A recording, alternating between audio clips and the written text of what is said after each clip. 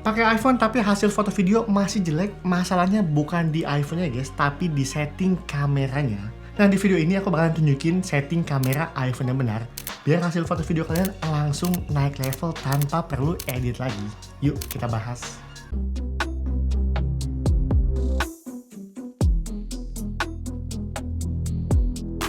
Oke, yang pertama kita ngebahas dulu dari mulai tips setting kamera ini guys, yang perlu kamu on, yang perlu kamu off, dan selanjutnya aku bakalan bagiin tips cara buat setting foto video iPhone langsung di kamera apps ini biar hasilnya lebih maksimal lagi ya. Oke, yang pertama langsung aja mulai dulu dari setting kameranya. Masuk ke setting dan pilih kamera. Nah, yang pertama aku akan ngebahas dulu di bagian format ini guys. Kalau kita pilih format, di sini ada dua, di bagian kamera capture-nya ada high efficiency dan ada most compatible. Nah, di sini teman-teman jangan salah pilih ya. Bedanya apa? Kalau kalian pilih yang high efficiency, ini format foto yang disimpan tuh formatnya sebagai HEIF dan video juga disimpan sebagai HEVC. Nah, kelebihannya apa? Yang pertama, sesuai dengan yang udah diinfokan ya guys, to reduce file size. Jadi ngomongin buat iPhone kalian ini akan lebih hemat lagi ya buat storage file foto dan videonya. Selain itu, ngomongin buat kualitas foto dan video ini tuh tetap bagus ya guys, nggak akan ke kompres. Cuman buat kekurangannya, kalau teman-teman mau mindahin hasil foto dan videonya, mau kalian olah lagi di laptop, dan mungkin menggunakan aplikasi editing yang udah agak old, agak tua, nah terkadang ngomongin buat format HEIF ini dan HEVC, itu suka sulit dibaca guys. Jadi hasil harus convert dulu ya buat format foto dan videonya. Nah sedangkan kalau kalian pilih yang most compatible, kelebihannya apa? Itu udah pasti bisa berjalan di semua program aplikasi ya. Baik itu yang aplikasi jadul, aplikasi-aplikasi yang baru. Karena kalau buat format ini lebih umum ya guys. Foto formatnya JPEG, dan buat video formatnya H264. Cuman minusnya, ngomongin buat ukuran file foto dan videonya ini akan jauh lebih besar lagi ya. Dan ini agak kurang efisien ya. Buat iPhone yang storage-nya kecil ya, kayak cuman mungkin 64GB, 128GB. Kalau teman-teman aktif main di foto video, dan mungkin teman-teman juga editing langsung menggunakan CapCut, VN yang ada di iPhone, saran aku kamu tinggal pilih aja yang high efficiency. Dan next di bagian photo capture, ini buat teman-teman yang menggunakan kamera yang udah beresolusi 48MP, pasti teman-teman pilih yang 24MP. Dan jangan lupa ya, di bagian resolution control, kalian wajib untuk turn on ya guys. Nah bedanya apa kalau kalian turn off? Kalau kita masuk ke foto kamera, dia tuh nggak ada pilihan buat ubah ke lensa 48MP ya guys. Cuma kalau kita udah turn on, aku onin, balik ke kamera. Nah di bagian atas kiri, kita udah bisa ubah resolusi fotonya menjadi 48MP ya. Selanjutnya ada fitur prioritas faster shooting. Nah seringkali setting itu dikira wajib buat dihidupin, padahal ini kebalikannya guys. Kalau kamu mau kualitas foto iPhone lebih maksimal, justru fitur ini mending kamu matiin aja guys. Karena kalau kalian turn on, kamera iPhone tuh akan lebih prioritasnya ke kecepatan ya. Tapi kadang bakal ngurangin juga buat proses image-nya. Jadi hasil foto tuh jadi kurang maksimal guys. Sedangkan kalau teman-teman turn off, hasil foto akan lebih fokus ke kualitas bukan ke kecepatan. Jadi foto kalian akan diproses lebih maksimal lagi ya guys. Nah jadi mana yang bagus? Kalau emang teman-teman kebutuhannya buat foto-foto estetik, foto produk, landscape, portrait, dan mau hasil dynamic range lebih maksimal, saran aku teman-teman tinggal turn off aja ya. Cuma kalau teman-teman fokus ke objek yang gerak, incer foto momen, memang hasilnya nggak ngeblur, cuma ngomongin buat kualitasnya ini bakalan turun ya guys. Jadi saran aku kalau memang teman-teman nggak butuh foto yang objeknya gerak cepat, kamu tinggal turn off aja guys. Selanjutnya di bagian buat record videonya, kalau aku boleh saran, teman-teman cukup pakai di 4K 30fps aja. Ini juga udah cocok banget ya buat kebutuhan konten kalian. Mau bikin story, mau syuting-syuting segala macam, itu lebih nggak kena banyak kompres ya. Nah sedangkan kalau kamu pilih yang 60fps, ini bakal kelihatan lebih bagus karena memang juga lebih detail, FPS lebih banyak yang ditangkap. Tapi terkadang kalau kalian upload di media sosial, di Instagram, story segala macam, apalagi di WhatsApp, itu tuh suka banyak kena kompres ya guys. Jadi saran aku, kalau buat kebutuhan kayak video-video syuting biasa, 30fps itu udah jauh dari cukup ya.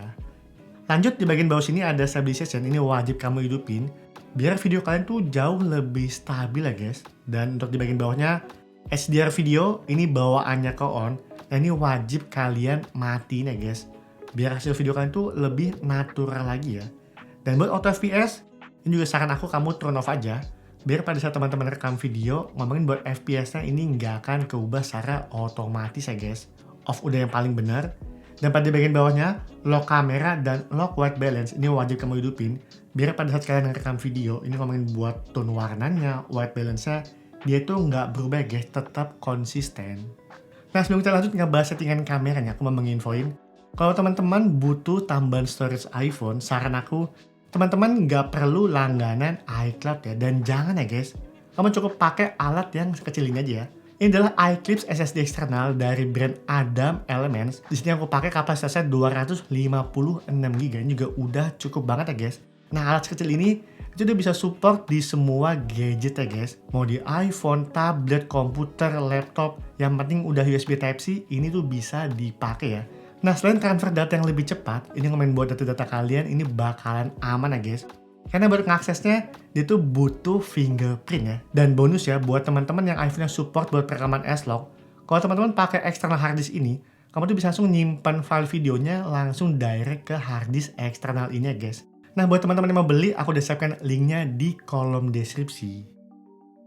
Next di bagian record slow motion, nah di sini teman-teman tinggal pilih aja yang paling tinggi ya guys. Di sini sebagai contoh buat iPhone 16 Plus, ini cuma mentok di Full HD. Cuma buat iPhone 16 Pro, 16 Pro Max, 17 Pro Max, dia tuh support juga dengan dukungan 4K guys, sampai 120 fps. Nah teman-teman tinggal pilih yang paling tinggi aja ya. Nah ini juga sama ya, di bagian sinematiknya, teman-teman juga pilih yang paling tinggi. Aku sangat menyarankan, kamu pilih 4K 30 fps ya guys, ini juga udah cukup banget. Next ada di bagian preset setting.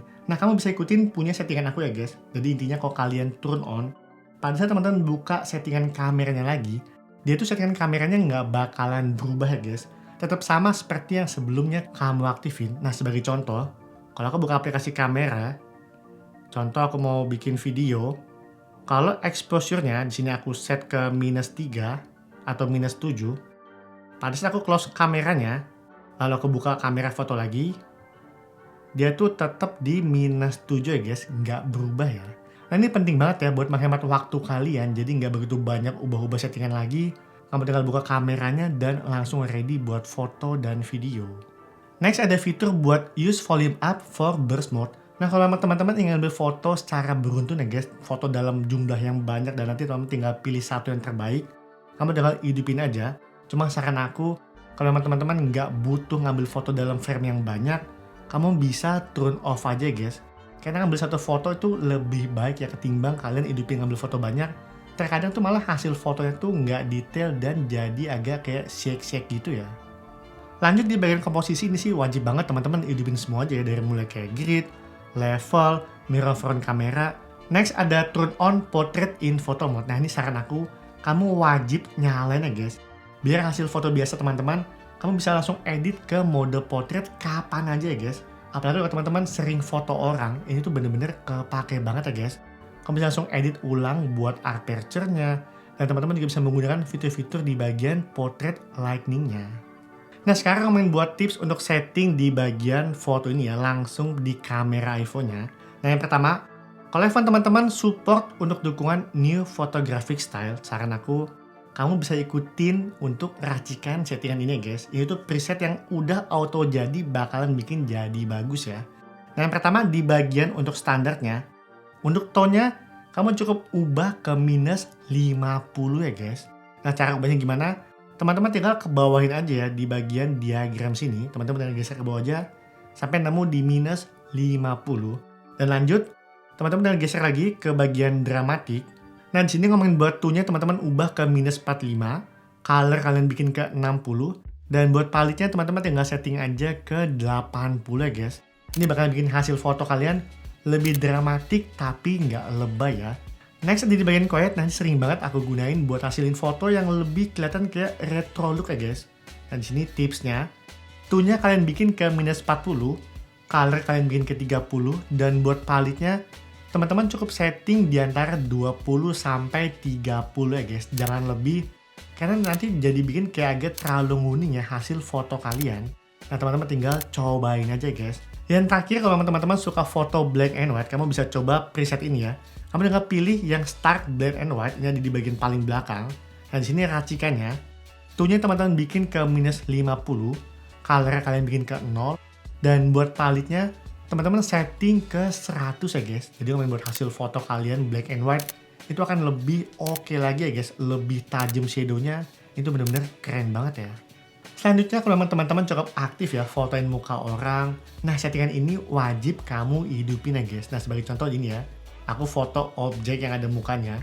Kalau sampai muncul icon F, ini ngomongin buat icon portraitnya, atau kalau teman-teman nggak pakai seri-seri terbaru, kamu bisa ubah foto kalian ke mode portrait ya guys.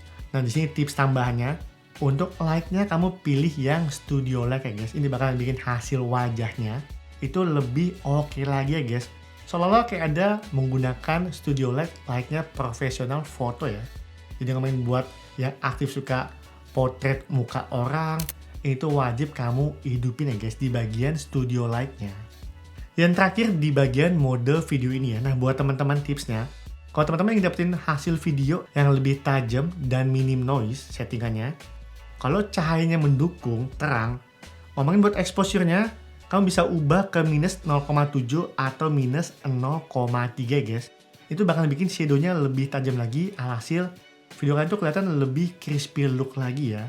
Dan jangan teman-teman bikin ke plus, karena kalau teman-teman bikin ke plus dengan kondisi cahaya yang udah cukup terang, selain hasilnya overexposure, pasti ngomongin buat di malam hari tuh muncul banyak noise ya guys. Jadi ya teman-teman pertimbangin aja. Kalau cahayanya udah cukup terang, sebisa mungkin teman-teman setting ke minus 0,3 atau minus 0,7 ya guys. Nah sekian video kali ini ngomongin buat tips setting kamera iPhone yang benar, teman-teman tinggal praktekin aja. Nah buat teman-teman yang punya tips settingan lainnya, tinggal tulis aja di kolom komentar. Sekian video kali ini, sampai ketemu di video selanjutnya. Bye-bye.